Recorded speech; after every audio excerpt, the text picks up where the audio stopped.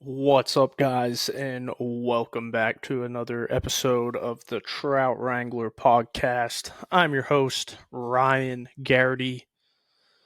That guy, if you can't see him, that guy back there, that's our show's vibes curator, Mr. Maverick. You know what he's doing. He's doing dog things back there, hanging out, looking out the window on this fine St. Patrick's Day. Um, Happy St. Patrick's Day to everybody. Hope everybody was safe this weekend and this evening. Um, don't want anything crazy going on tonight. You know, I got to work at 5:30, so I can't be doing anything wild this evening. So I won't be going out to the bar or anything like that tonight. I did all that this weekend, but we got a really cool episode coming today. We got Neil from Biscayne Boat Works, and going to be a super fun episode. Talk a little bit about their boats, how his journey into building technical poling skiffs, and all that good jazz, man. I mean, really cool episode in inbound. Before we get to that, I would like to thank our podcast sponsors: Afueta Coffee, Free Fly Apparel, Loon Outdoors, and Yeti Coolers. Thank you, guys, and our interview with Neil is next. And we can't forget Trout Routes. And if you want a free month of Trout Routes Pro, check out the link in the show notes. Y'all have a great rest of your day, and the interview with Neil is coming up next. Like that sometimes. Oh, yeah. What's up, guys? Like I said in the intro, we do have an interview with a man out of Florida. So for listeners that may not be familiar with Biscayne and who you are, give yourself a little introduction here, Neil. Sure, thank you. I'm excited to be on the podcast this afternoon. My name is Neil McClellan. I'm the current owner of Biscayne Boat Works out of St. Augustine, Florida. Um, we, we purchased Biscayne at the beginning of 2025. And we're almost a year in from, I guess, when we built our first boat. And, we'll be done with our sixth boat here in a couple weeks. And, really excited for what the future holds for Biscayne.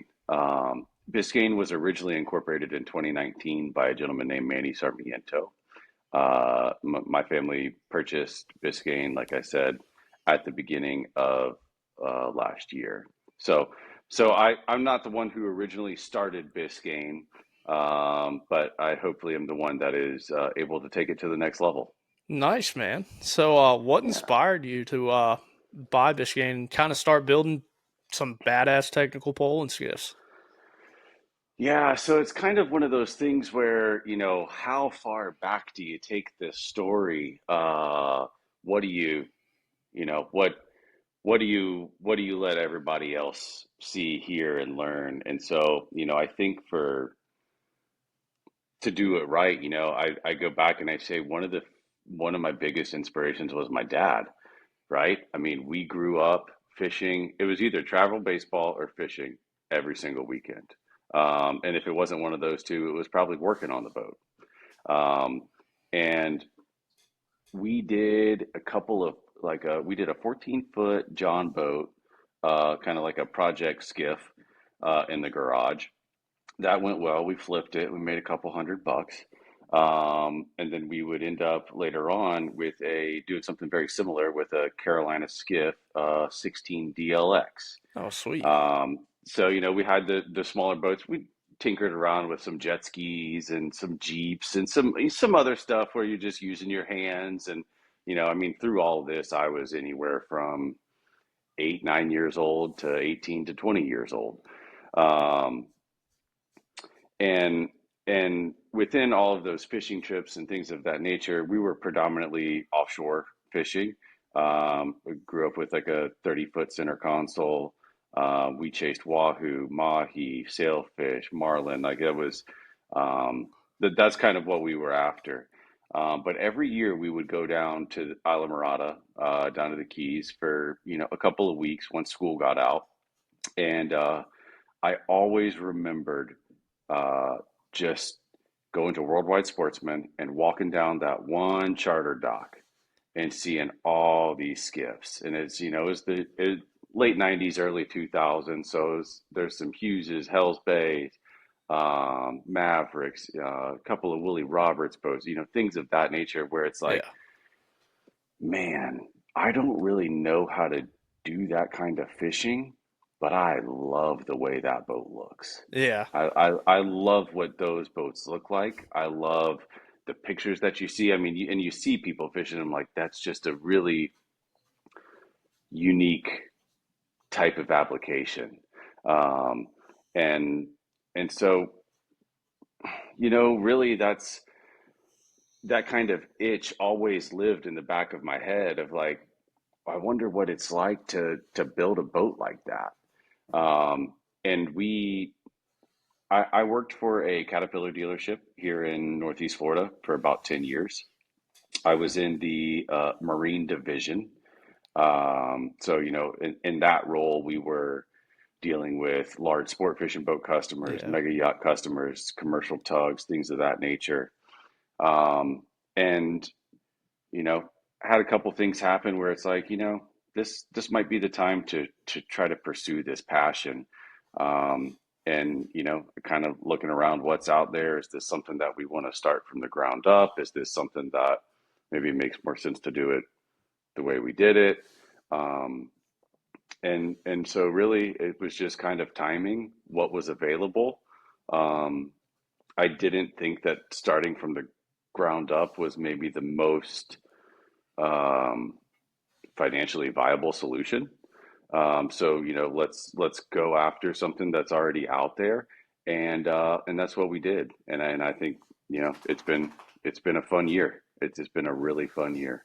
Heck yeah, dude. So like who kind of were your earliest like influences of like whole design and skiff performance, you think? So I think it kind of goes back to that story about being in the Keys, right? I mean, I saw what those boats looked like. I saw what those boats were doing. And keep in mind, right, when we purchased Biscayne, the molds already existed. Yeah. So we've done some tweaks throughout the year, and we're continuing to do tweaks. Basically, you know, every boat we build, kind of my philosophy is every boat we build, the next one that leaves the door is just a little bit better. Um, and I think, you look at Hughes, you look at Maverick, you look at Hell's Bay. I really like what Dragonfly does.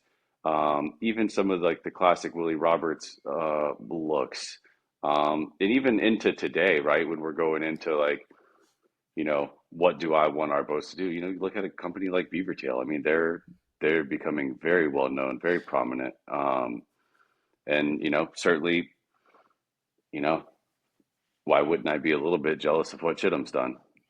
You know, Yeah. Dude, I mean, so it's insane. yeah, yeah. And and I look at guys like East Cape. I mean, East Cape's done some really good things. And so I try to take what I think is a something maybe that's achievable by us, um, and say, okay, let's put our twist on this. And then we have our own things that I don't see anybody else doing. And so that's I guess that's kind of how my designs, my thought processes, my schemes have kind of come to life. Dude, I think that's a good way to look at it though too. Like, yeah, Chittum and all of them, they do make boats and stuff like that. But you hear a lot of people say like it's all the same boat, but it's like it's just a little. There's like a couple things tweaked. Like if when you got like if you guys come in and do something like different, that's gonna stand out. Like that's what a Hmm. lot of people are like. Oh yeah, it's just a same class. But what are those Chittums built out of? Like is it Kevlar that I've seen? Yeah, I think it's a carbon Kevlar combination. I mean, I haven't worked there. I haven't Yeah. built one of their boats. but it's a carbon Kevlar. It's a yeah. I mean, it's those materials are expensive. Yeah, People ask, why is that boat so expensive? I'm like, I don't know. I don't work there, but I do know that the materials that are required to build boats. I mean, even us. I mean, I'm not a. I don't. We don't build full carbon fiber boats. I mean, we're not scared to. We do a lot of carbon accents, carbon hatches, carbon yeah. consoles, things of that nature. Um, but the materials that go into building even just a small carbon fiber part, is three It's times the price of a regular fiberglass part, even if you're doing it on 100% vinyl ester. that's insane. See, Hmm. like that's something that's like completely. I don't know anything about that, but Yeah. dude, so it's like a lot of these guys. They like I know historic coast fishes y'all's Hmm. boats. So it's like Hmm.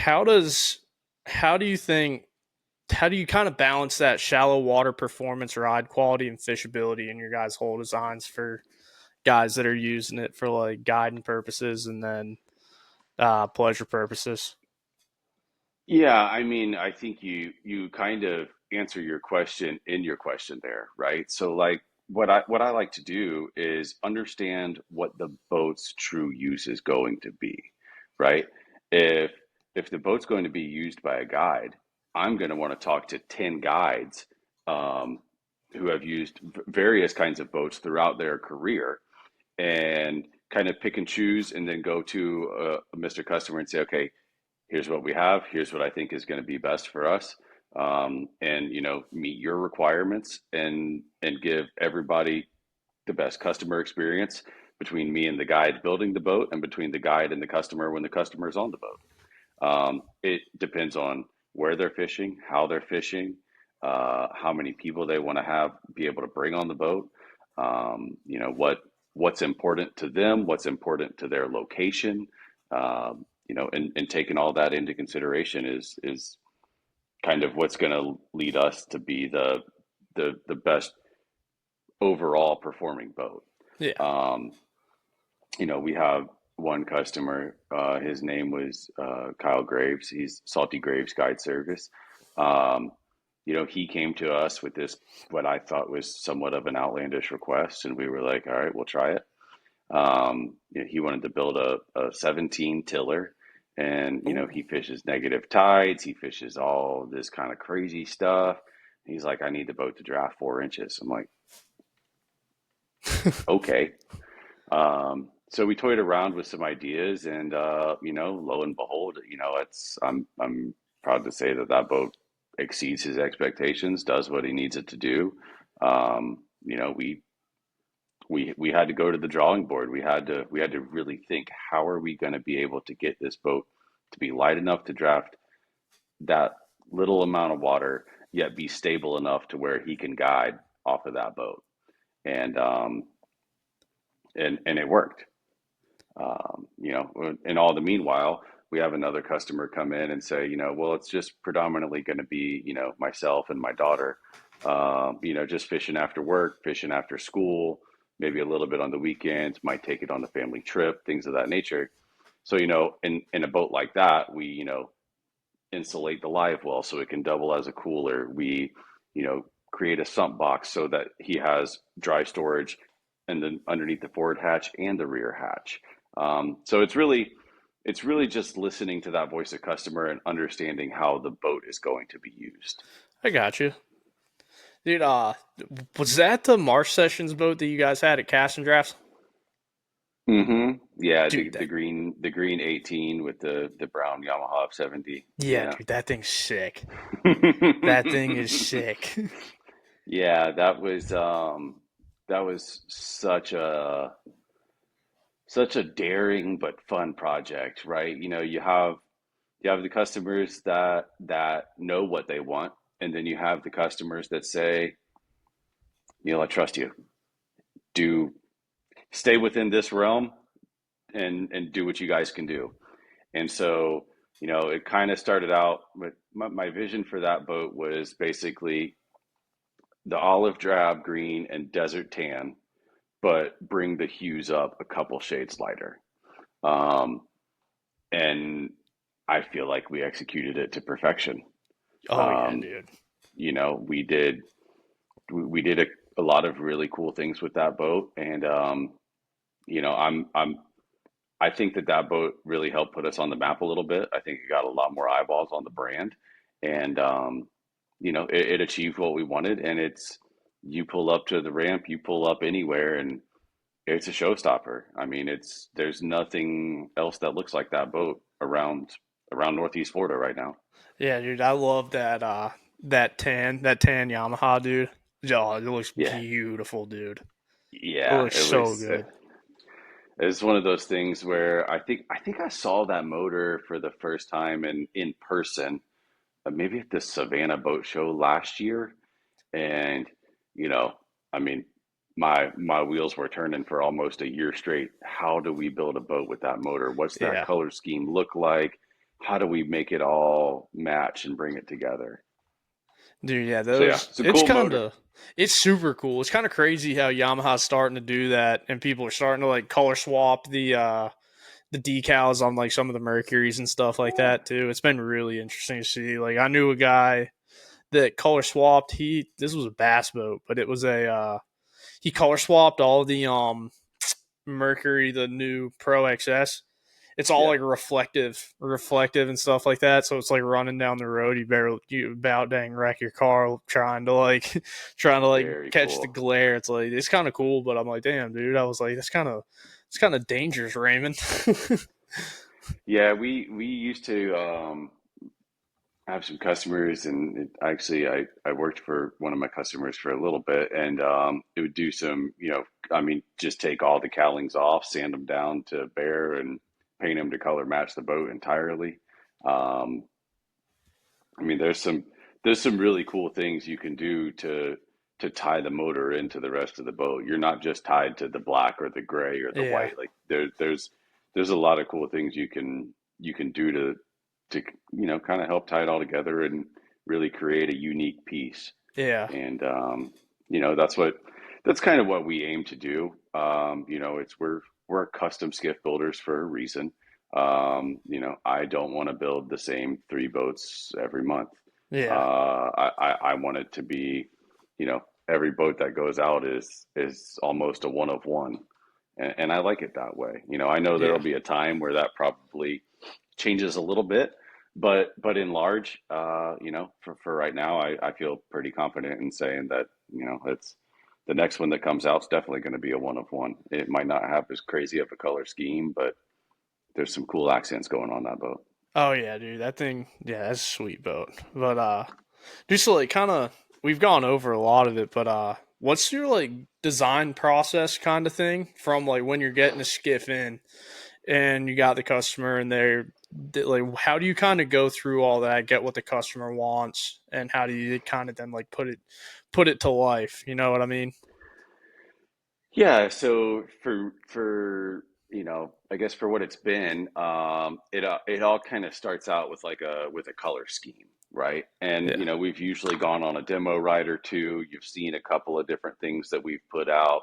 I'll usually try to bring, um, you know, a couple of customer boats into the shop if I know you're coming down, and you know, it all starts there. Once we understand kind of what you want the boat to visually look like, then we dive off into the nitty gritty. yeah, Um, you know, we start talking about, you know, functionality type things over visual type things. Um, so, you know, really that's it. And, you know, what I like is that we're able to create a very kind of intimate one-on-one type boat building experience. I invite all of our customers to come down whenever we're popping the hole out of the mold. You know, come look through it, see where all the wires are, see what yeah. this thing looks like, so you know down the road. You know, yeah, I'll pick up your phone call anytime, but you might already know the answer because you've seen this thing three or four times as it's being built. Yeah. I think that's something that a lot of boat companies should be doing is like going and inviting the customer to see. how the like how the boats popped out of the mold, because like you hear a lot of Yeah, people like, oh yeah, like I'm rewiring my boat, and it's like I can't put this here because it's like the top cap's on the boat, and it's like that's a lot of mass produced boats too. I think is the whole thing where it's like, well, I can't get to my bilge pump, or in sure. older boats too. So I think And that's we take serviceability into mind, as we're building each boat, right?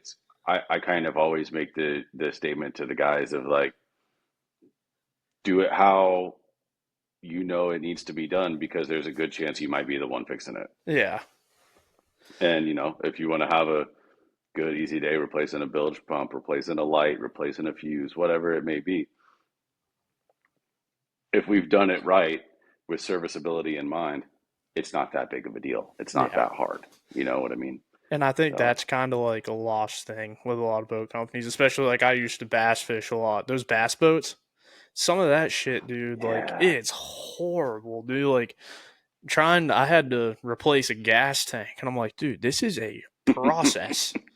I was like, Yeah. yeah, it's horrible. It was an old 99 Skeeter, so it was like literally fused into the boat. I'm like, dude, Yeah. I was like, I'm literally just gonna figure out how to just slap a band-aid on a bullet hole and we'll go from Call it a there. day. That's right. Yeah. And I mean, that's a good point. What we've done is kind of redesigned the fuel tank to where it can slide in and out through the front hatch. that's Um, that's brilliant. to where it's still going to be a little bit of a process because there is a couple of, tight spots, but you're not going to have to cut holes anywhere. Yeah, You and know, that's a it's just godsend. might have a couple scrapes on the forearms, but you'll be all right. It's like if you've worked on enough boats, dude, it's like those scrapes on the forearm should be just about just about Yeah, routine. yeah, they're about calloused over at this point, Yeah. so it's not too bad. Oh yeah. But But can you kind of like break down? You only have two boats in the lineup, right? You got the 170 and the 180. yeah, so we have the 170, the 17-foot model. We built that one. That's a three-piece boat, and so what that means is it's a hull, a cockpit, and a top cap. Um, we also build that boat kind of in that tiller version that I was mentioning what we did for Kyle, um, where it's more of an open bulkhead concept. Just you put, maybe an infused floor kind of throughout the entire boat. Um, and kind of, we don't have that three piece. So we call that the 170 SS, and that SS can be termed for super simple or super skinny.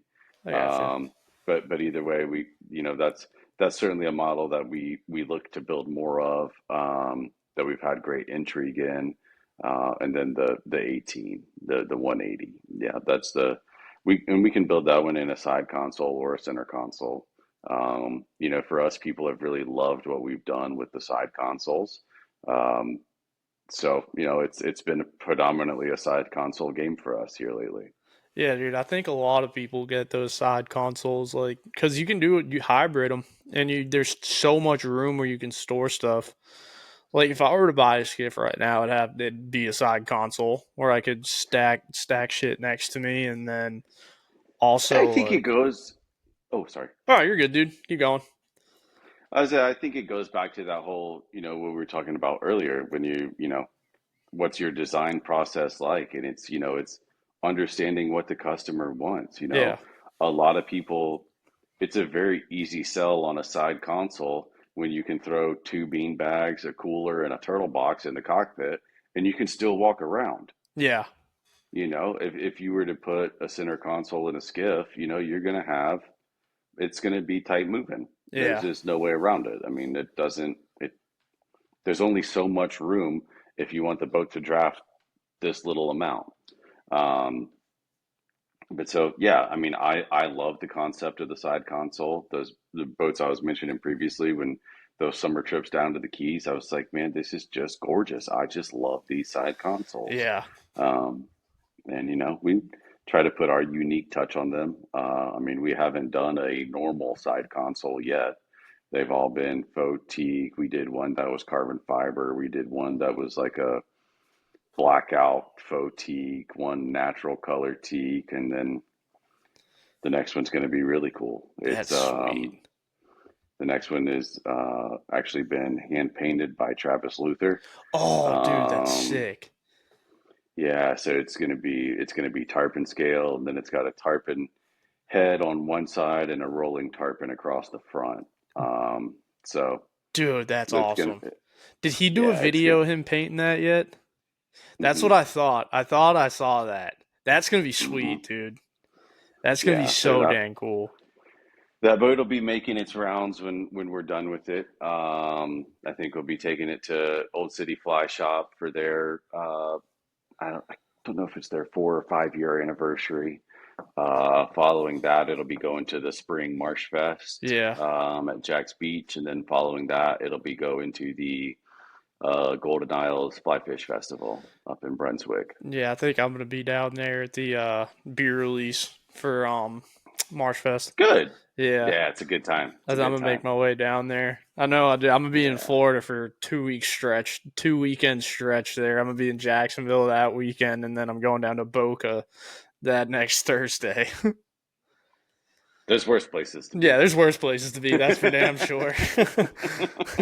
But dude, It's a good how? crowd. It's a good time, Oh man. It's a yeah, good I was crowd and gonna it's a go good down to the time. fall one, and dude, I mean, we got hit. We got hit with that damn giant cold front that came through, and we were like iced in. Well, so that it's funny you say that because last year I wanted to go to the Charleston Boat Show and they got like, ice and snow and I ended up defaulting to the Jacksonville Boat Show because I was like, well, it's, you know, 20 minutes down the road, so it makes sense. And it is what it is. And it turned out I feel like that was a good call for us because I didn't feel like driving up in the ice and our booth I Yeah, think was outside and I was like, this is crazy. And then this past year, very similar thing. And it just so happened that it's, Charleston, Jacksonville Boat Show, and Marsh Fest are all in the same weekend. And I was like, well, maybe we're going to do Jacksonville. It's we're the hometown kid, and obviously we were stoked to be a part of Marsh Fest and kind of debut the Marsh Sessions boat there with Javi yeah. and kind of put it out to the public for really kind of the first time I think. Oh yeah, dude, Javi's the man. This is a good Yeah, he's a dude. great he's a great dude. Great dude. Great dude. Been it's been fun getting to know the people in this space in the area. It's really been a treat. I mean, the guys with Historic Coast, Yeah, Javi, the guys with Old City Fly Shop, the guys at Strike Zone, like it's a really cool community. yeah. We all have our differences, but that's okay. That's what makes the world go round, Oh yeah. right? And yeah, just a great group of people all Oh yeah, together. man. Just awesome guys. Dude, like Justin at Historic Coast, just a great all around dude too. All those Yeah, guys. yeah, he's a trip. I like Justin, and then Crawford. Mike Crawford's one of his guides, and he fishes our 17. Um, so yeah, it's a cool group. We look forward to working with Justin and the guys at Historic Coast in the future. Um, I see a very good partnership with them. Oh yeah. Kind of one that makes sense. Dude, like that's the thing too. Like your boats, they're shooting marsh hens on them too, which is really Hmm. cool too. That tells you how Yeah. skinny one of them can get. Hmm. Absolutely. Yeah, which is badass. Absolutely. But Yeah. what separates a Biscayne from others on the market? You think? So, I haven't been on every boat. I haven't fished every boat, ridden on them. I haven't been through the purchasing practice. Um, so there's, I guess there, for me, there's one side of it where it's like, the customer experience. I try to achieve excellence through the build process and through servicing that customer throughout their ownership of the boat. Um, and then really we've got two guides that have basically said a version of the same thing, and that is, I can get where you can't. And Yeah. I think that speaks for itself. Um, you know, the boat might be a little bit narrower than others, um, but that's okay, right? Because if you're trying to stalk or get into that next creek or get into, fish that negative tide, you might only have a handful of options out there on the market, Yeah. and I'm glad that we're one of them. That I believe is one of the things that separates us. Um, and then I would say it might not be a differentiator, but I think that one thing that sets us apart is, we are able to offer true custom craftsmanship. Yeah. I mean, I haven't seen many people put out a true carbon fiber infused side console. We were able to do that. Um, I just, like I said, it just really being able to achieve that, bringing that customer's vision to real life. Like you're not likely going to walk onto a lot and just see one of our boats in all Yeah. white and buy it. You're going to see one of our boats driving down the road and it's going to be green and tan with a brown motor, or silver and gray with a tarpon console.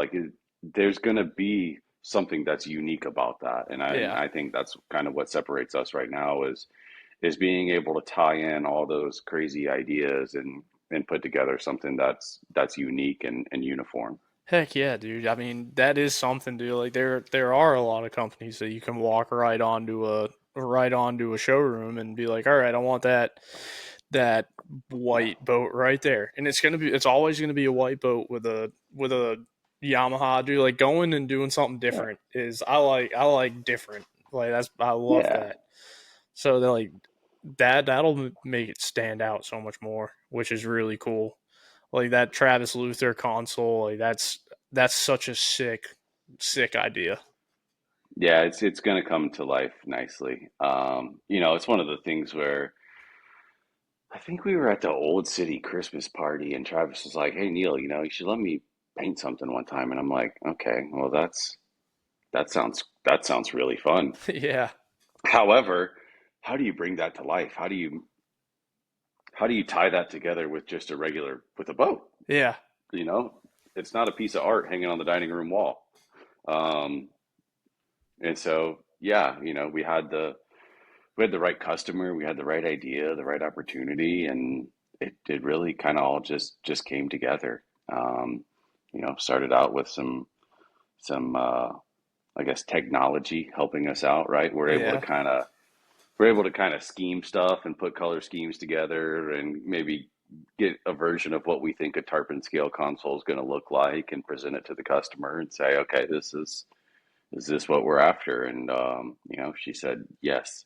She actually, it was like yes, yes, all caps yes, all caps hell yes. That's awesome. And I'm like, all right, guess we're doing it. Sounds good. All I needed to hear. That's right.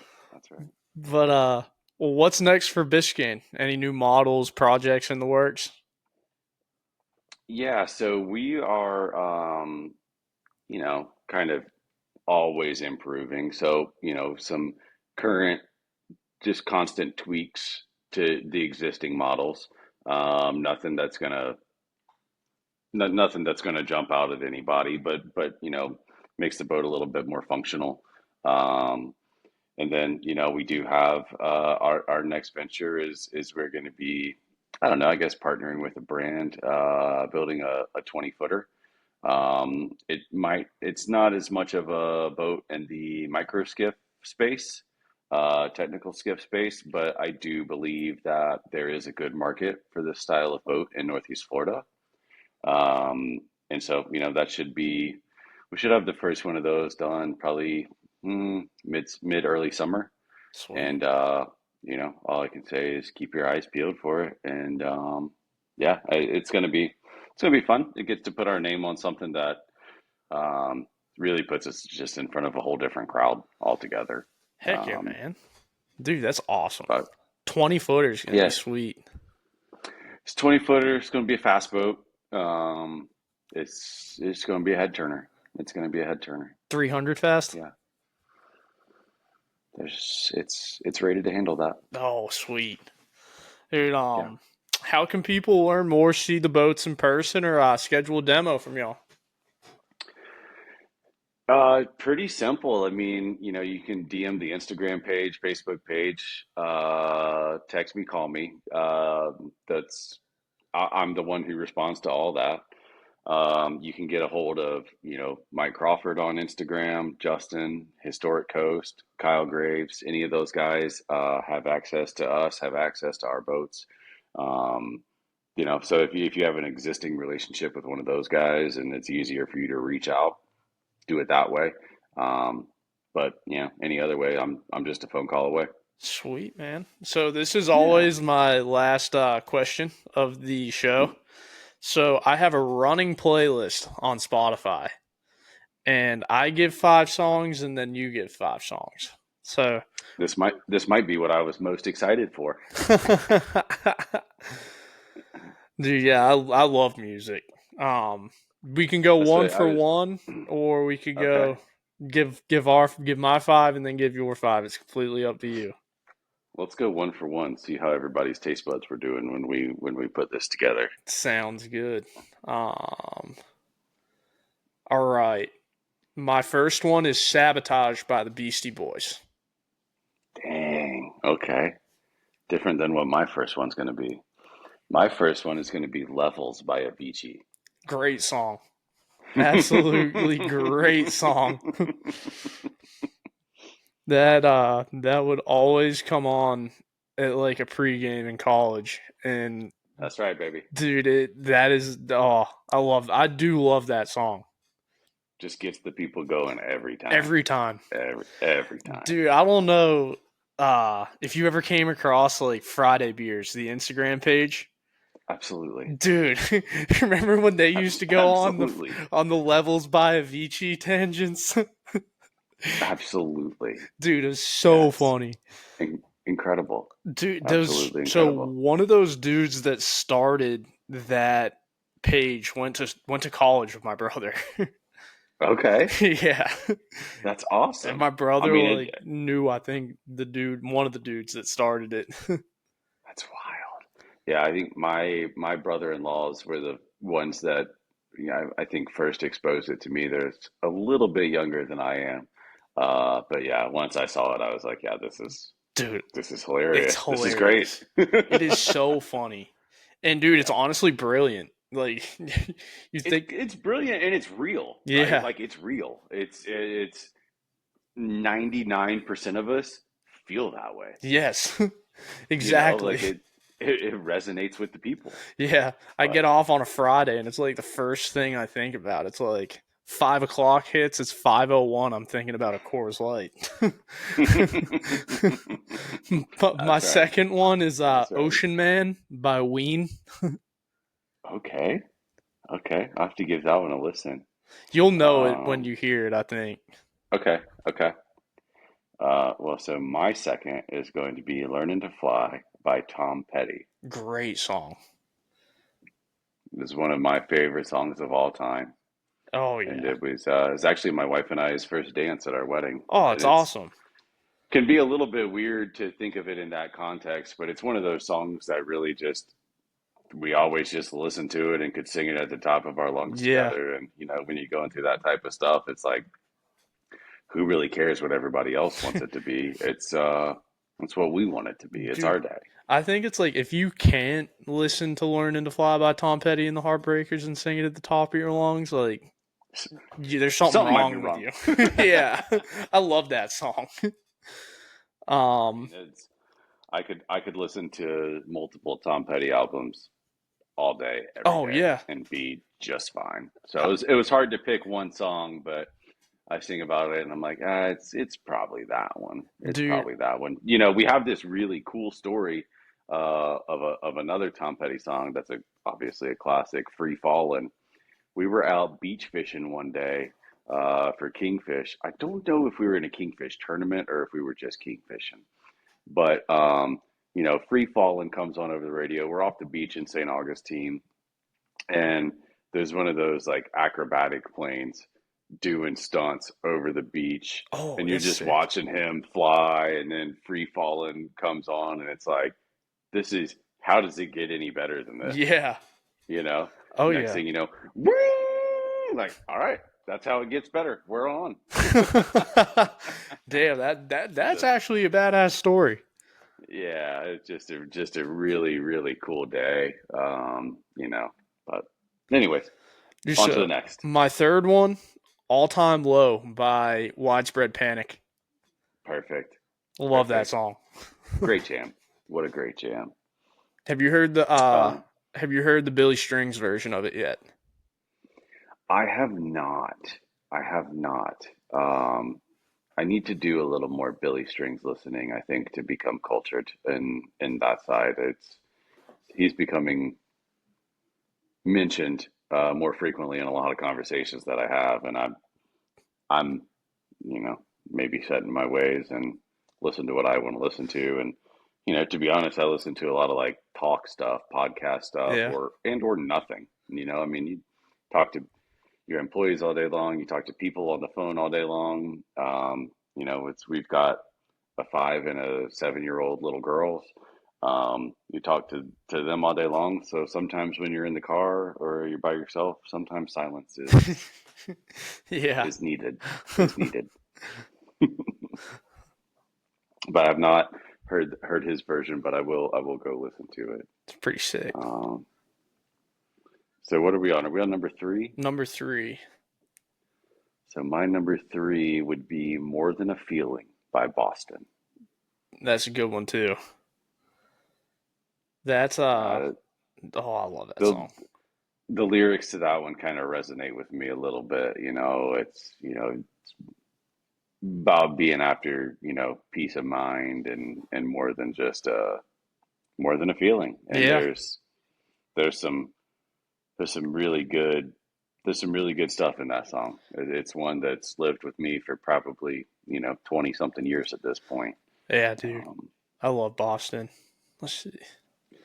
yeah, Um at one point in time, I ran the entire Gate River run to the Boston album just on loop. that's sick. Painful, painful, Oh, I bet. painful. Dude, I mean, I bet it's fun though. I probably do the Yeah, same thing. yeah, it's a hoot. Just kind of went, and it was on a whim too, right? I mean, those races are early in the morning, and I think I'd gone to Starbucks to get my wife and I a cup of coffee, get the day started, and I think Boston just came on that morning, and from then on, it was just like, yeah, this is what's going to get us through the day. This is what's going to get us through these next whatever it is, 9.5 miles, and lo and behold, it did the trick. Hell yeah. Dude, I bet it did, dude. There's a bunch of good Boston songs that I actually Yeah, frequently listen to. yeah, they're Um, jams. my fourth was Layla by Derek and the Dominoes. That guitar Wow. solo is unfucking real. Yeah, yeah. I mean, even more, OG. Is it the same as the one by Eric Clapton? Yes, same one Yeah. where they got the cigarette hanging Mm, in the just strings. It's one of my favorite just something. videos. Mm, yeah, that's a good one. That's a great jam. So my fourth is going to be "Should Have Been a Cowboy" by Toby Keith. I like that one. Just that's one of the songs when it comes on, I never change it. Yep, That's always. kind of just a classic. It brings me back to, I don't know, late 90s, early 2000s, whenever it came out. And we had played a lot of travel baseball as a kid, and there was a couple of, the tournaments were held at a lot of the same, like, I don't know, 4 or 5 parks, it seems like. And there was this one park that we played at where it was just Toby Keith all the time. And it just takes me back there. And then it's just a great song. It is. Just a great song. Toby Keith was Um, honestly the man. yeah, yeah. They haven't made many like him since. Yeah, dude, and it stinks. It Hmm. stinks, dude. I wish Yeah, they did make more like him. that's right. That's right. That's right. My fifth I had Peaceful Easy Feeling by the Eagles. Classic. Beautiful It's a song. great one. Love Um it. Got to see them in Jacksonville a couple oh, times, did man. you? It's a cool. Yeah. It's very, very. very cool concert, very cool. My parents used to tell this story. I don't think I was alive, but my parents used to tell this story about seeing the Eagles at Ben Hill Griffin Stadium, and I think all five of them pulled up in limos onto the field to get onto the stage Oh, it's in awesome. Gainesville. I Like, I used just can you imagine that in today's world? no. Like, that would just break the internet. Oh yeah.